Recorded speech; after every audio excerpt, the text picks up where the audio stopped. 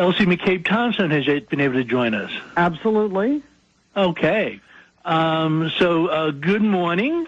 Good morning. And I understand that the Mission Society, of which you were president, has been serving New Yorkers for over 200 years, which is quite a bit longer than WBAI has been on the air.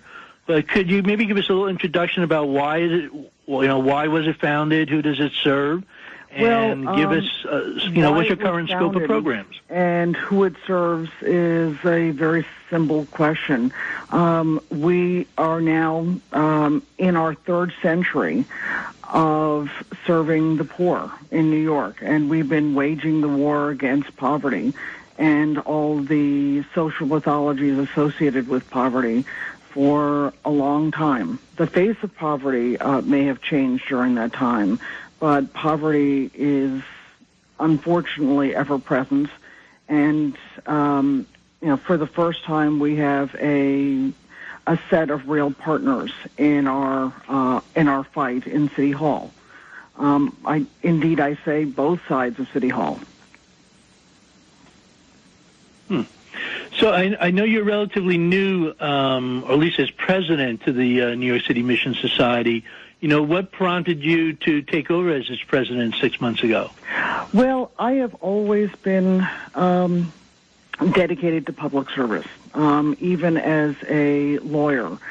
When I was in law school, I helped organize the Somerville Housing Authority tenants, and because their needs seemed so much more relevant to me than some of my more, shall I say, pedantic law school classes. And I found that actually serving the community was far more, rewarding than, the typical law school class, or as I started practicing, the typical law firm case. So I continued doing lots of pro bono work as much as I could, possibly get away with until I retired all of my student loans and was able to go into public service full time. And the week I paid off my last student loan, I have been in public service full time ever since. But you've only been the president of the Mission Society for 6 months. Indeed. But in 6 months, poverty has gotten worse in New York City and in the country. Poverty just seems to keep getting worse. I would have bet when I was a student in the 60s that things would be heaven now in the United States. But it's not. It's worse than ever. It's certainly not. And part of the problem is not only the widening gap between haves and have-nots, but poverty is something that most people don't like to look at. People like to look at things like art and cute animals, and poverty is often something that you'd rather, close your eyes to, which is one of the reasons why the face of poverty has been changing. For instance, the LGBTQ community, if you're LGBTQ and a youth, you may have been cast out of your home, and you may be on the streets, not welcome in many city shelters. And that face of poverty, the extent to which people even were aware of it before, they tried to close their eyes to the existence of, things that they would rather not see. We're talking with Elsie McCabe Thompson, who is the president of the New York City Mission Society. I understand that one of your new key programs is the East Harlem Cure Violence Initiative, also known as... We've been in running a Cure Violence Initiative for years in Central Harlem. We've now expanded to East Harlem, and the mayor and the speaker have asked us to even expand north into the Bronx, into District 12, Councilman King's district. Can you explain what the program, does and has accomplished? Well, the Cure Violence program is an evidence-based public health approach that identifies and engages individuals likely to be involved in gun violence. And we use what we call violence interrupters, or hospital interrupters, who can go into a conflict situation and help de-escalate, to counsel the folks involved, to consider alternatives, and to use alternatives to violent behavior. One of the reasons why we use what we call credible messengers is because they are people who've been involved in gang violence in the past, who in many instances have been incarcerated. And they can credibly say to a young person who's in a gang or is considering retaliatory violence that it's not the way to go. It doesn't end well for anybody. And if I went into that type of situation, not that I lack compassion, but if you or I went in, we're not taking it seriously. But when someone speaks who's been there, who's gone down, who's chosen the wrong path before, and can say from personal experience, there's another way to go, and you don't want that other path, that's a good thing. And we've been actually quite successful in, helping counsel mediate potential conflicts before they erupt into something far greater.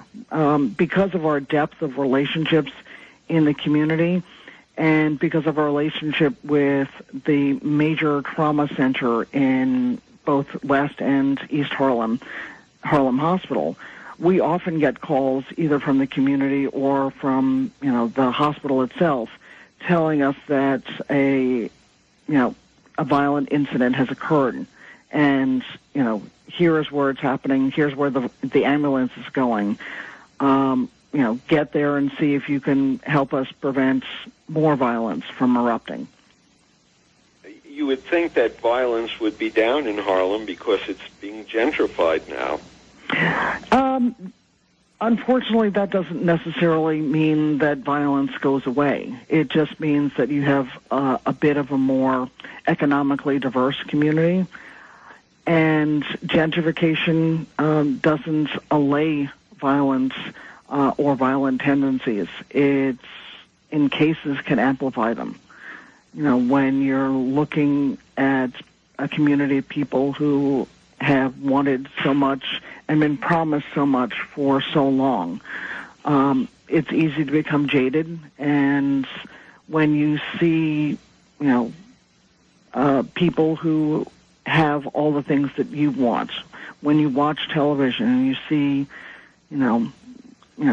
how to buy $1 million home, and it is so unapproachable, it is easy to feel some resentment or anger. But part of our job is to make sure that we employ constructive, mediation techniques to say, not only is theft not appropriate, but anger and hostility aren't either. And there are far better approaches to, a shooting than shooting back. We probably have time for one more question, so I'll give you two-part. The second part being, tell people how they can, find out more about your program. But the first part is, you sort of mentioned earlier on that, there's a more receptive audience this day, both in, the city council and the mayor's office. I think a lot of us advocates are very particularly excited that Stephen Banks, former legal aid director, is now the head of HRA. But what are some of the other issues that you're still hoping or solutions that the mayor and the city council will pick up and push forward with respect to your program mission? Well, one thing they are doing is expanding, God Bless Universal Pre-K. It's a wonderful and very needed initiative, but it's also needed, expanding the assistance, which they're doing for middle school students after school, getting them additional help so that there are alternatives to being home alone or on the street. You know, back in my day, we used to call them, and frankly, I was one of them on occasion, latchkey kids, because, you know, we had the keys to our home and could go home right after school on our own. And it's those middle school years where kids, you know, can get into a lot of mischief if they're unsupervised. So providing safe spaces where kids can go, can get homework assistance, as well as, you know, engage in recreational activities that are not only constructive and healthy, but also safe. That was very And how do people find out more about your program? That's easy. Go to our website. It's nycmissionsociety.org.